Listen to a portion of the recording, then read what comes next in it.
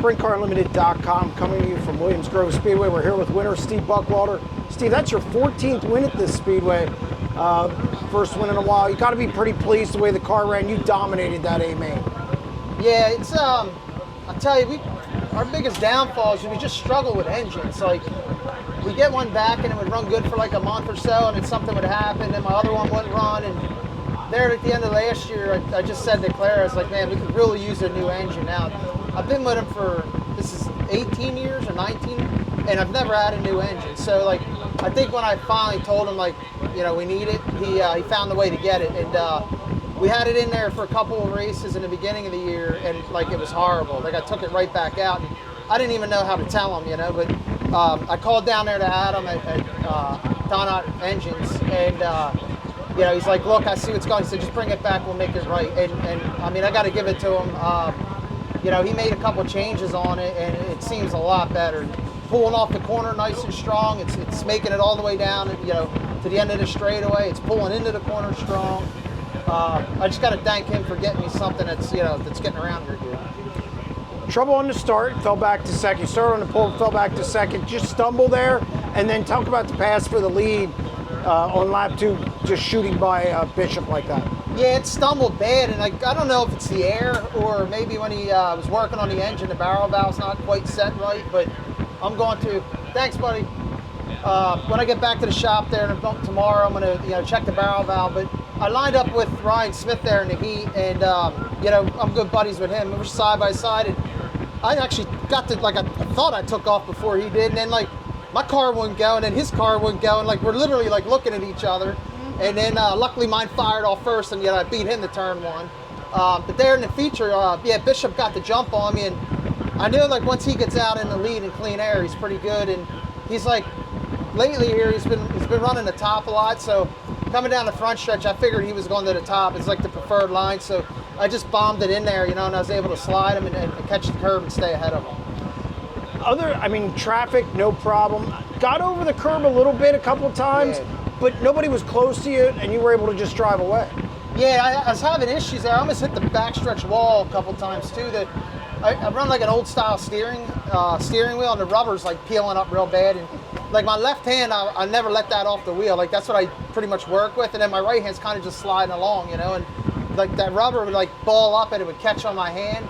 And like before I had time to let go, the car would dart, you know. But yeah, I got over to cushion down in 1 and 2 pretty bad there at one time, and I didn't know if somebody was coming or not, so I kind of just got it turned and just drove straight down across the track, you know?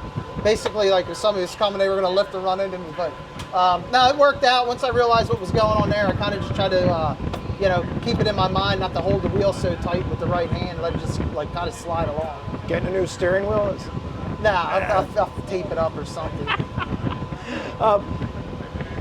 Finished third last week, finished first. What have you guys found? Have you found something? Is it just having that motor, or what is it that maybe you guys stumbled upon? Last week we were on our old motor, which I'm real happy with that one too that they did. I don't think it's a good time trial motor, but I feel like I could win a race with it. You know, it runs pretty good.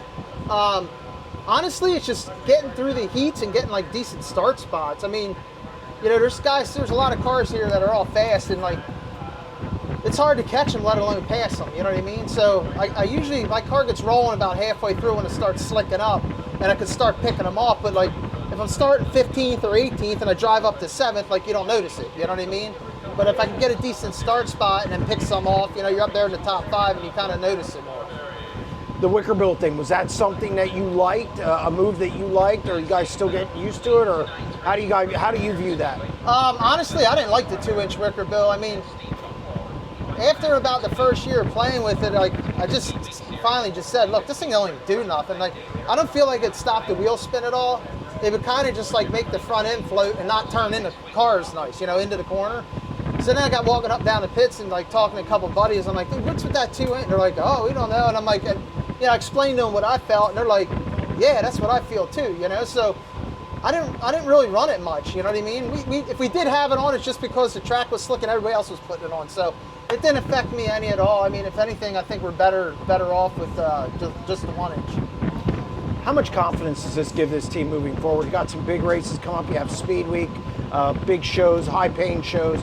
Do you kind of feel more comfortable going into those right now? I'm just glad I got a motor that actually ran decent. It timed a little better than what we've been used to. So it's all about time trials. You know what I mean? Like the racing anymore, you can pretty much write the checks out after you get out of turn 2. You might have some guys shuffling, but there's nobody really coming from the back to the front anymore. You know, like years ago there when we ran micros, we'd get rained out, quick run over here to watch the feature, and you'd have like Raymer and Shepard. They'd all be starting 12th, you know, because of the handicap.